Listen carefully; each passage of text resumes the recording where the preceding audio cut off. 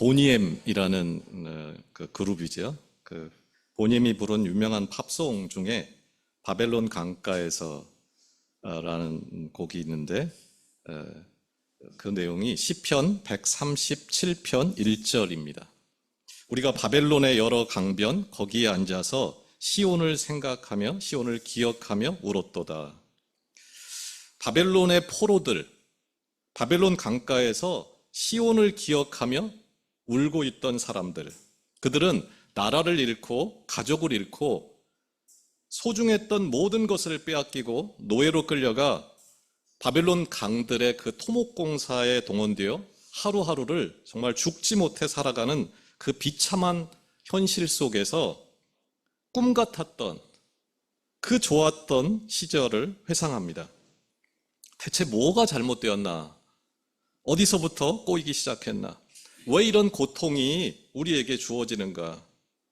이 지옥 같은 삶에서 벗어나서 다시 그 아름다웠던 날들로 돌아갈 길은 정녕 없는 것인가?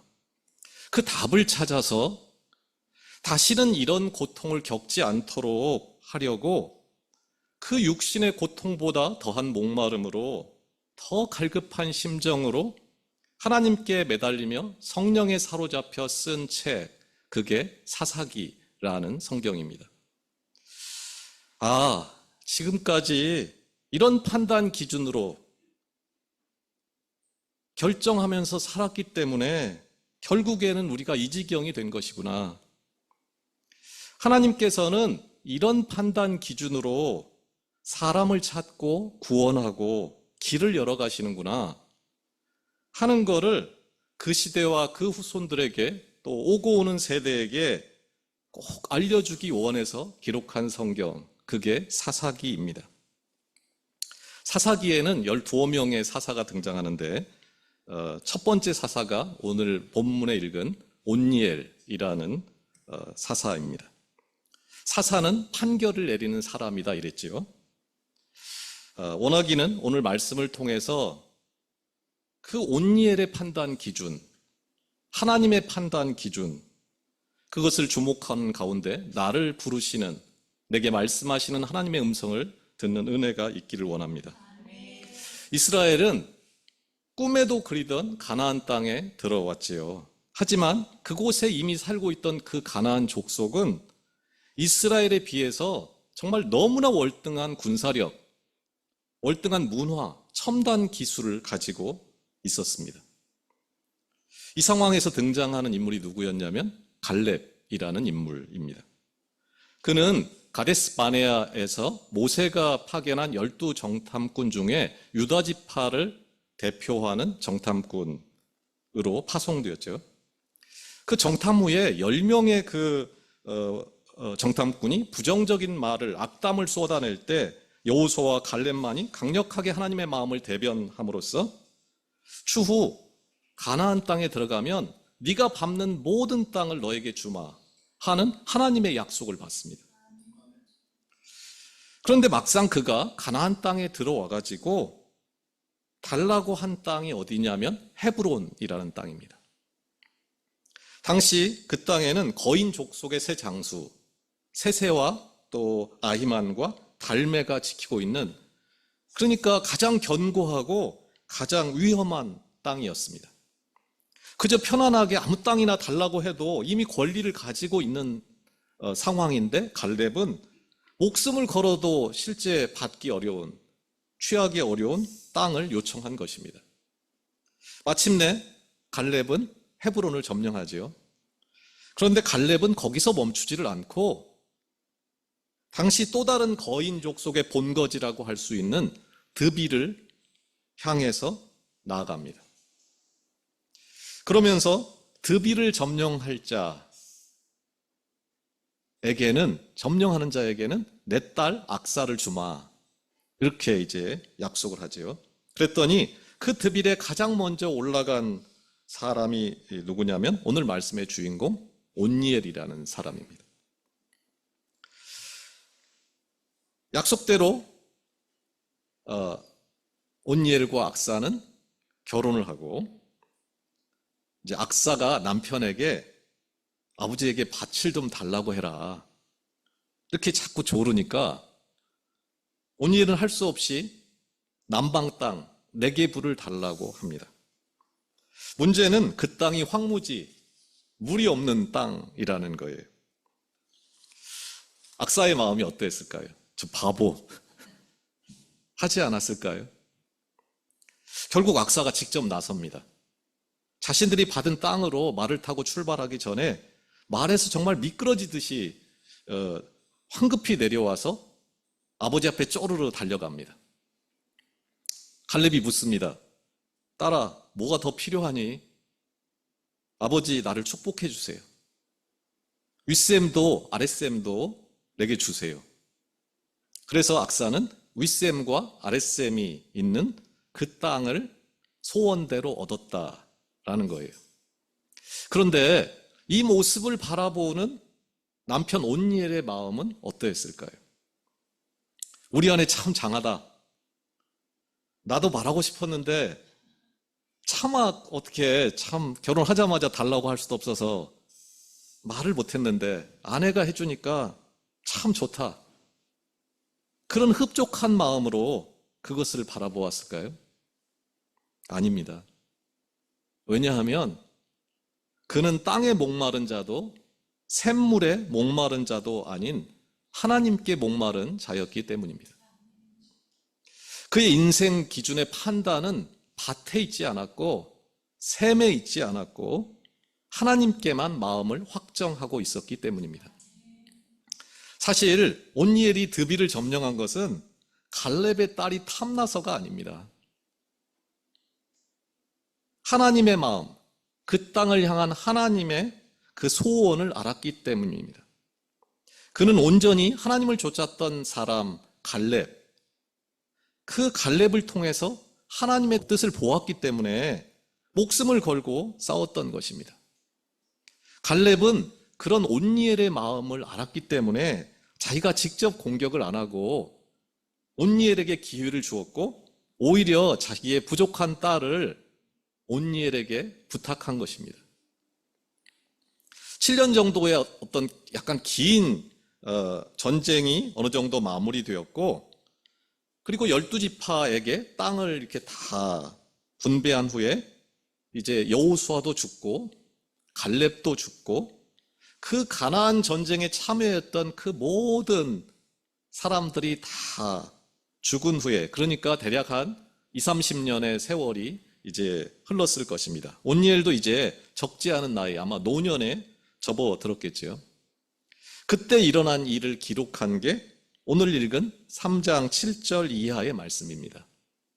이스라엘 자손이 여호와의 목전에 악을 행하여 자기들의 하나님 여호와를 잊어버리고 바알들과 아세라들을 섬긴지라.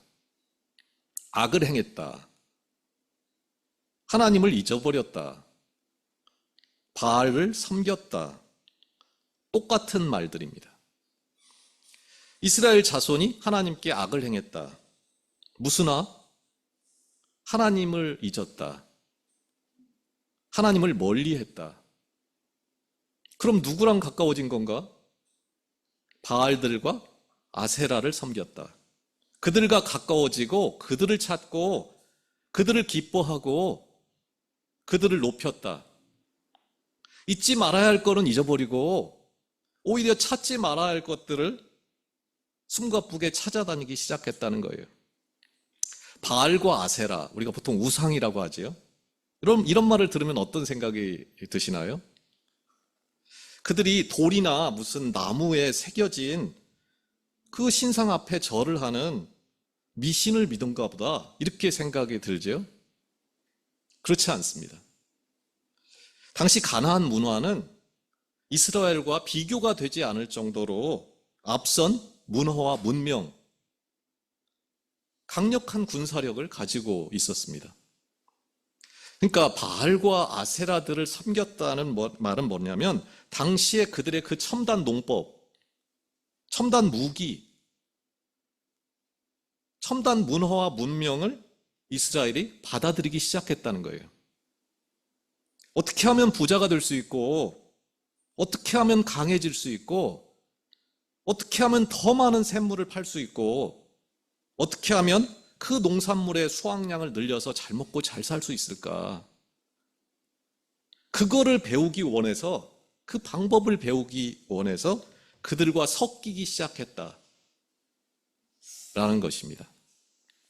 바로 눈앞에서 펼쳐지는 그 화려한 문명, 그 높아짐, 그 모든 것을 채워주고 보호해 줄 수 있을 것 같은 그 세상 명예와 힘 앞에 굴복해서 하나님 나라가 아니고 세상 나라에 마음을 주기 시작했다라는 거죠. 겉으로는 하나님을 믿고 속으로는 바알을 믿는 신앙을 갖기 시작했다는 것입니다.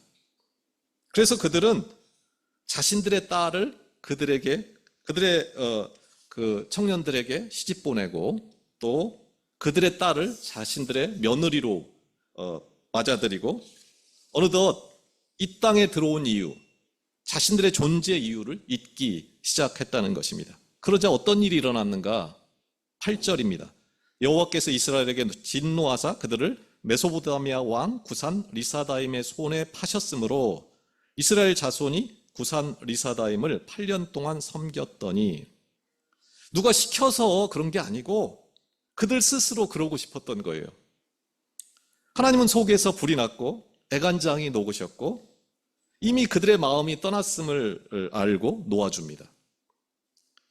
메소포타미아 구산 리사다임의 손에 파셨다 이렇게 표현되어 있는데, 하나님이 팔았다기보다는 이스라엘이 나 좀 제발 팔아달라, 나 좀 놓아달라 한 거예요. 구산 리사다임이 뭔 말이냐면 두 배로 악하다 이런 말입니다. 두 배로 악한 구산, 두 배로 힘이 센 그 왕의 치하에 살게 되었습니다. 그래서 그 힘, 그 재산, 그 군사력이 부러웠던 그들에게 그 엄청난 힘과 부와 군사력이 자신을 보호하기는커녕 자신들의 삶을 철저하게 짓밟고 파탄 내리라고는 생각하지 못했는데, 그들이 그것을 깨닫는 데는 8년이 걸렸다라는 거예요. 9절입니다. 이스라엘 자손이 여호와께 부르짖음에 여호와께서 이스라엘 자손을 위하여 한 구원자를 세워 그들을 구원하게 하시니 그는 곧 갈렙의 아우 그나스의 아들 온니엘이라. 그제야 정신을 차린 이스라엘은 부르짖습니다. 잊고 살던 하나님을 그때서야 찾았다는 거예요. 8년을 하루같이 기다린 하나님은 즉각적으로 답을 내놓습니다. 그 답, 그 해결책, 그 하나님의 전략 핵무기가 바로 온니엘이라는 사람입니다. 온니엘이라는 이름의 뜻은 하나님의 능력, 하나님의 힘이라는 말입니다.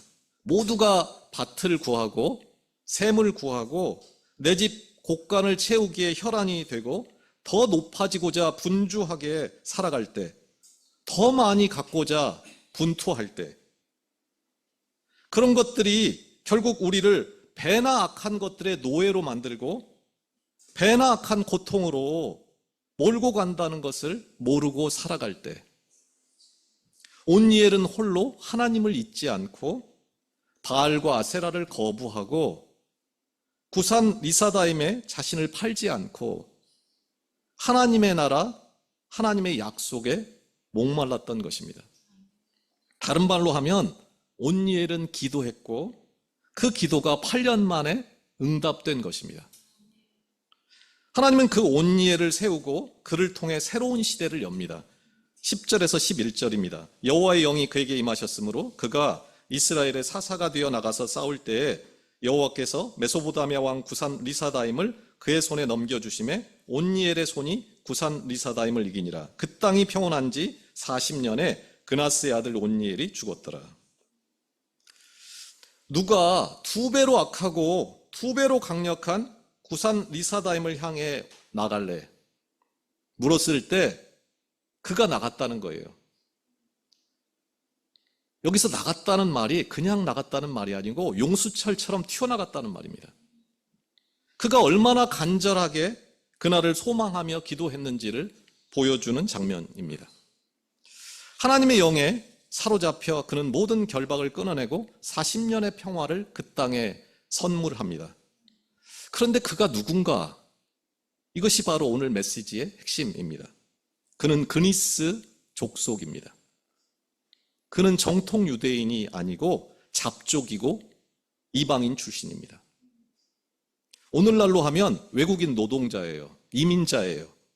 하나님은 놀랍게도 그 최고의 혈통이나 스펙을 가진 사람, 누가 봐도 그 정도 사람이면 우리를 구원할 수 있을 것으로 동의가 되는 정통 주류가 아닌 비주류, 잡족 출신을 세웁니다. 그나스 족속은 성경에 의하면 둘 중에 하나인데 가나안의 원주민 족속이거나 아니면 에돔 족속일 가능성이 있습니다. 그러나 여러 정황으로 볼 때 가나안 원주민 족속 중에 하나인데 여러 어떤 과정을 거쳐서 유다 지파로 합류하게 된 것으로 보입니다. 그런 사람이 어떻게 우리를 구원해? 어떻게 그런 사람이 우리를 대표할 수 있어? 마치 예수님을 향해서 사람들이 나사렛에서 무슨 선한 것이 나올 수 있어 라고 거부한 것처럼 온니엘은 정말 그들이 인정하기가 쉽지 않은 위치에 계속적으로 머물렀던 것 같습니다. 하나님은 사람의 중심을 봅니다. 잡족, 비주류, 아웃사이더, 그분에게는 차별이 없습니다. 그분은 오직 그가 무엇에 목마른 사람이냐, 누구를 향하고 있느냐, 뭘 기뻐하는 사람이냐, 그가 찾아 헤매는 것이 대체 뭐냐 하는 것을 주목할 뿐입니다. 그런 목마름, 그런 소원을 가진 사람에게 하나님의 영이 임합니다.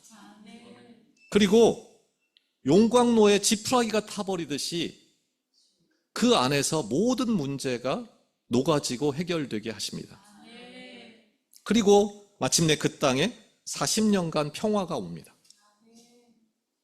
무슨 대단한 전략이나 거대한 군사력이 아니라 온니엘이라는 존재 때문에 평화가 오는 거예요. 뭘 해서가 아니라 하나님의 나라를 구하는 자, 그 하나님을 잊지 못하는 자, 당장의 필요를 채우기 위해서 땅에 목마르고 샘물에 목마른 세상에서 하나님 한 분만으로 만족하고 그분을 가까이 하고 그분만이 우리를 영원히 목마르지 않게 하는 참 샘물임을 아는 그런 사람 한 사람으로 말미암아 한 나라 전체가 평안을 얻은 것입니다.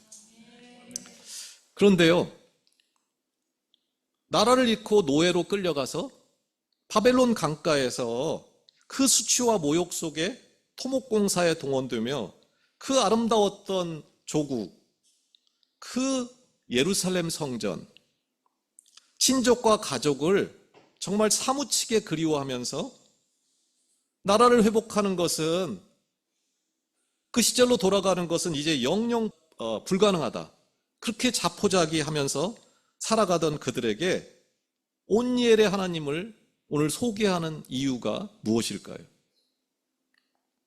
그것은 하나님께서는 그니스 족속 온니엘을 통해 그들을 구원한 것처럼 대단한 사람들이 아니고 바벨론에 끌려와 정말 개처럼 인간 이하의 삶을 살아가던 외국인 노동자, 이민자, 삶이 처참하게 부서진 자, 그 중에 믿음을 가진 한 사람이면 충분하다는 그 믿을 수 없는 은혜를 전달하고자 했던 것입니다. 하나님께 부르짖으며 하나님을 찾고 하나님을 잊지 않고 하나님의 약속에 목마른 비주류 한 사람을 통해서 모두를 살리시는 것이 시대를 넘어서 일하시는 하나님의 방법이다는 것을 보여주려고 하는 것입니다. 어찌 그 시대뿐일까요? 다 얻은 것 같지만 지구 전체가 파괴되고 있죠. 탈탈 털린 인생이 되고 있는 게 우리 시대입니다. 어쩌면 그때보다 훨씬 더 바알과 아세라를 섬기기를 기뻐하고 밭이 아니라 빌딩에 목마르고 RSM, USM 정도가 아니고 아예 바닷물을 다 마셔도 갈증이 해소되지 않을 정도의 탐욕에 물든 시대. 이 시대에도 여전히 그 말씀은 유효합니다. 그분은 오늘 뭐라고 말씀하시냐면 네가 바로 나의 온니엘이었으면 좋겠다 라고 말씀합니다. 왕과 제사장, 예언자, 선지자까지 싸그리 다 썩어 문드러져서 그래서 나라를 빼앗겨버린 그 이스라엘, 그때보다 어쩌면 지금 이 시대가 더 심각합니다. 목사를 믿을 수가 없고 정치 지도자를 믿을 수가 없습니다. 더 많이 배웠다는 사람들을 믿을 수가 없고 더 많이 가진 자들을 믿을 수가 없는 시대입니다. 오히려 그들 때문에 나라 전체가 뿌리째 썩어가고 교회가 개독교라고 욕을 먹고 그런 시대이기 때문입니다. 이런 시대에 하나님은 가장 작고 아무도 알아주지 않지만 하나님께 목마르고 하나님의 부르심에 용수철처럼 튀어나가는 행동하는 비주류 성도 한 사람, 믿음의 평신도 한 사람을 통해서 정말 이 더럽고 썩어 문드러진 시대가 구원을 얻게 하는 것, 그것이 바로 하나님의 방법, 변치 않는 하나님의 뜻이다 라는 것을 오늘 본문은 말해주는 것입니다. 원하기는 이 한 주간 우리 모두가 불꽃 같은 그 하나님의 눈앞에서 살고 있다는 것을 발견하는 한 주가 되기를 원합니다. 내가 무엇에 정신이 팔려 있고